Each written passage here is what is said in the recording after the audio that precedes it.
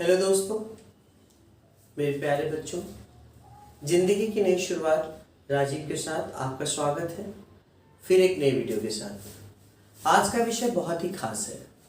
आज का विषय उन बच्चों के लिए है जो जेईई और नीट का एग्ज़ाम की तैयारी जोर शोर से कर रहे हैं, जिन्हें कुछ ही दिनों में जेईई और नीट लिखना है। उन बच्चों को मैं बताना चाहता हूँ कि आपको बिल्कुल भी घबराने परेशान होने की ज़रूरत नहीं है। आप बिल्कुल परेशान ना हो, बल्कि मैं जो आज आपको बताना चाहता हूँ, जो बताने जा रहा हूँ, उसको फॉलो करें। कोशिश करें कि अच्छे तरीके से आपको पढ़ाई करनी है, क्योंकि मैं आपको बताना चाहता हूँ कि कुछ ही दिन पहले, 4-5 दिन पहले ही मेरे कुछ बच्चों से बातचीत हुई जो नीट और जेईई का प्रिपरेशन कर रहे हैं, जो हमारे एग्ज़ाम भी लिख रहे हैं। उन बच्चों के एक्चुअली वो बहुत ऑनेस्टी से पढ़ाई करते हैं, बहुत पढ़ाई करते हैं, बट क्या है कि उनकी पढ़ाई करने के बावजूद भी उनके स्कोर अच्छे नहीं आ रहे थे। तो मैंने उनको बुला करके ऐसी जनरली बात किया कि क्या प्रॉब्लम है, बताओ क्यों तुम्हारे स्कोर नहीं आ रहे, जबकि तुम तो पढ़ाई वाकई में ऑनेस्टली बहुत अच्छे से तरीके से कर रहे हो।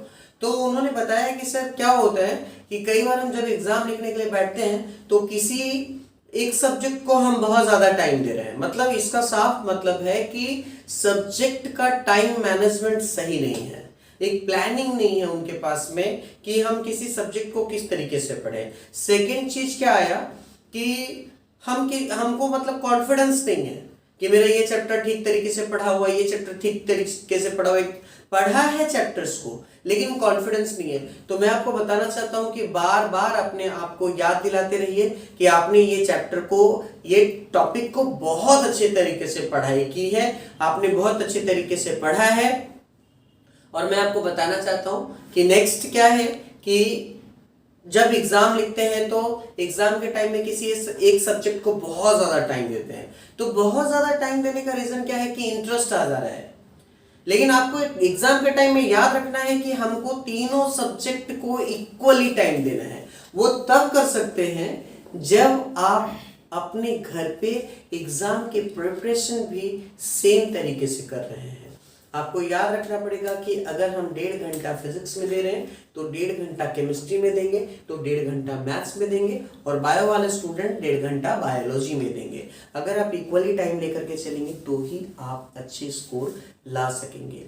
क्योंकि मैंने देखा है कि जिस सब्जेक्ट में बच्चे का प्रॉब्लम आ रहा था, उस सब्जेक्ट को उसने बहुत अच्छे तरीके से पढ़ाई की और उसमें बहुत अच्छा स्कोर आ रहा है, बट बाकी के 2 सब्जेक्ट्स में उनके स्कोर कम हो गए क्योंकि उनका प्रैक्टिस कम हो गया, उसको उन्होंने देखा ही नहीं।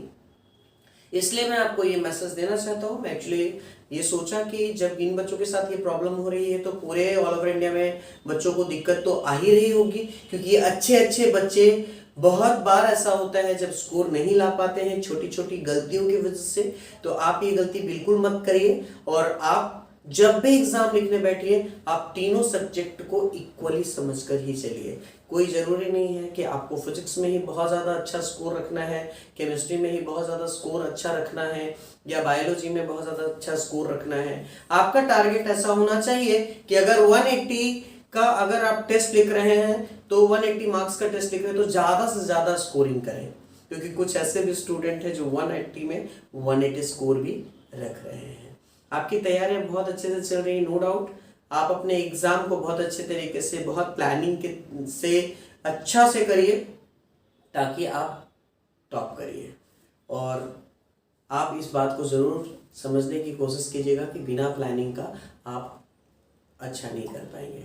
ठीक है, अच्छा करने के लिए आपको आपके सब्जेक्ट के टाइम मैनेजमेंट करना बहुत ज़रूरी है।